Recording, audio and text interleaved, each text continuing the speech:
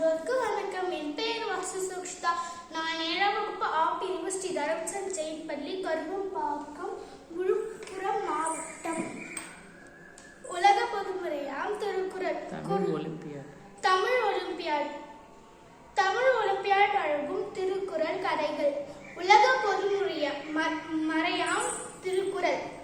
குறள் 39. ஓர் ஊரில் ஓர் நகரத்தில் சோக்ஷிதாவும் அவளது தோழியான ஜான்வியும் பள்ளிக்கு நடந்து சென்றனர். அப்போது காரில் வந்த நிதிஷ்காவும் அவளது தந்தையும் பார்த்த ஜானவி சோக்ஷியிடம் கேட்டாள், உனது தந்தையும் நிதிஷ்கா தந்தையும் ஒரே நிறுவனத்தில்தான் வேலை புரிகின்றனர். ஆனால் நிதிஷ்காவின் தந்தையிடம் ஒரு பங்களா, கார் போன்ற வசதி உள்ளது. ஆனால் உனது தந்தையிடம் ஒரு மிதிவண்டியும் ஒரு வீடும் தான் இருக்கிறது. அது ஏன் என்று ஜானவி கேட்டாள். அதற்கு சோக்ஷிதா, எனக்கும் அது தெரியவில்லை. நான் இன்று இரவு எனது தந்தையிடம் நான் இதை சென்று கேட்பேன். அன்று இரவு சோக்ஷிதா தனது அறையில் அமர்ந்திருந்தாள். அப்போது அவன் தங்கை சோபிதா வந்து, அக்கா, உணவு எடுக்க வாங்கள் என்று அழைத்தார். அதற்கு சோக்ஷிதா, எனக்கு உணவு வேண்டாம், எனக்கு அப்பா மேல் கோபம். அதை அப்பா வந்தவுடன் அவரிடம் கேட்டுக் கொள்கிறேன், நீ செல் என்று சோக்ஷிதா சோபிதாவிடம் கூறினார். அதற்கு சோபிதா, அவர்கள் அம்மா கிச்சனில் வேலை செய்யும் போது சோபிதா சென்று சோக்ஷிதா சாப்பிட வரவில்லை என்று கூறினார். அதற்கு அவர்கள் அம்மா, நான் வந்து கேட்கிறேன், என்னவாயிற்று என்று கூறினார். அதற்கு சோபிதா சரி என்றாள். உடனே அம்மா சென்று சோக்ஷிதாவிடம் கேட்டாலே சாப்பிட வரவில்லை, எனக்கு அப்பா மேல் கோபம், அதனால் நான் அப்பா வந்தவுடன் அதை கேட்டு கொண்டு வருகிறேன் என்றார் சோக்ஷிதா. அதற்கு அவங்கள் அம்மா வந்து, அப்பா இன்று இரவு நிறுவனத்தில் தங்கிக் கொண்டார்.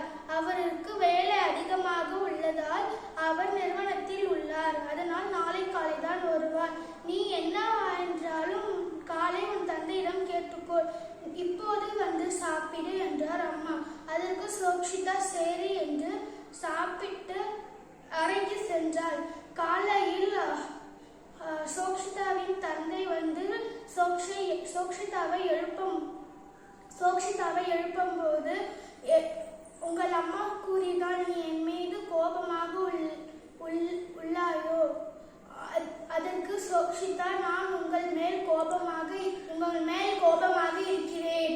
நீங்கள் அன்று சொன்னீர்கள், நான் முதல் ரேங்க் எடுத்தால் எனக்கு நீங்கள் மிதிவண்டி வாங்கி தரீர்கள் என்றீர்கள். ஆனால் நான் 2 முறை முதல் ரேங்க் எடுத்தும் எனக்கு எதுவும் வாங்கி தரவில்லை. அதே மாதிரி எனது தோழி கேட்டால், நீங்களும் நிதிஷ்காவின் அப்பாவும் ஒரே நிர்வாகத்தில் வேலை புரிகிறீர்கள். ஆனால் நிதிஷ்காவின் அப்பா ஒரு பங்களா, கார் என வசதியாக இருக்கிறார். ஆனால் நாம் பாருங்கள், உங்களிடம் ஒரு மிதிவண்டி தான் இருக்கிறது. சொல்லுங்கள், ஏன் இந்த மாற்றம் என்று கேட்டார் சோக்ஷிதா. அதற்கு, உனக்கு நான் ஒரு பரிசு வைத்துள்ளேன், அதிலேயே நீ கேட்ட 2 கேள்விக்கான பதிலும் உள்ளது என்றார் அப்பா. அதற்கு சோக்ஷிதா என்னவென்று தெரியாமல் முழித்துக் கொண்டே இருந்தார். பின்பு சோக்ஷிதாவின் அப்பா சோக்ஷிதாவை அழைத்து கொண்டு சென்றார். வீட்டிற்கு வெளியே சென்றார். அப்போது சோக்ஷிதாவுக்கு ஒரு புது மிதிவண்டி வாங்கி கொடுத்தார். அதை பார்த்த சோக்ஷிதா, மிக்க நன்றி அப்பா, எனக்காக வாங்கி தந்தீர்கள். ஆனால் நான் 2 முறை வாங்கினதற்கு நீங்கள் கூறினீர்கள், என்னிடம் இப்போதற்கு காசு இல்லை, நான் அப்புறமாக வாங்கி தரேன் என்றீர்கள். அதற்கு சோக்ஷிதாவின் அப்பா, ஆம், நான் 2 வேலை செய்து நான் காசு சேர்த்து இதை வாங்கினேன் என்றார். பின்பு நிதிஷ்காவின் வீட்டை பார் என்றார் சோக்ஷியின் அப்பா. அப்போது பார்க்கும்போது அங்கு போலீஸ் வந்து நிதிஷ்காவின் அப்பாவை கைது செய்தனர். அதற்கு சோக்ஷிதா கேட்டார், எதற்கு நிதிஷ்காவின் அப்பாவை கைது செய்கிறார்கள்? நீ கேட்டே அல்லவா? எதற்கு நிதிஷ்காவின் அப்பாவிடம் ஒரு பங்களாவும் காரும் இருந்தது. அதற்கு காரணம் அவர் எல்லா வேலைக்கும் லஞ்சம் வாங்கி செய்தார். அதை கண்ட நிர்வாகம் அவர் மேல் சந்தேகம் பட்டு பார்த்தது. அப்போது அவர் லஞ்சம் வாங்கினது அவர்களுக்கு தெரிய வந்தது.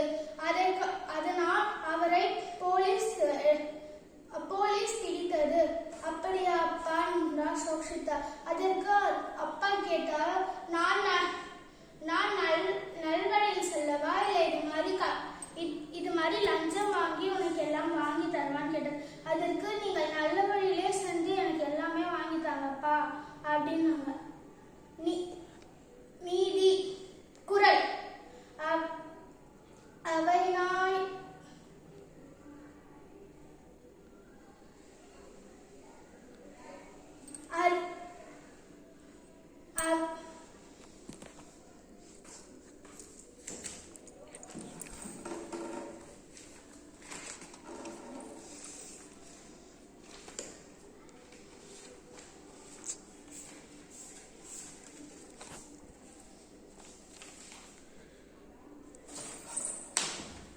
குரல். அறம்தான் வருவதே இன்பம், மற்றெல்லாம் புறம்தான் புகழும் இல. அறத்தால் வருவதே இன்பம், அறமில்லாமல் வருவது துன்பம் மற்றும் புகழை தராது. நன்றி, வணக்கம். சோக்ஷிதாவாக நடித்தது சோக்ஷிதா. நன்றி, வணக்கம்.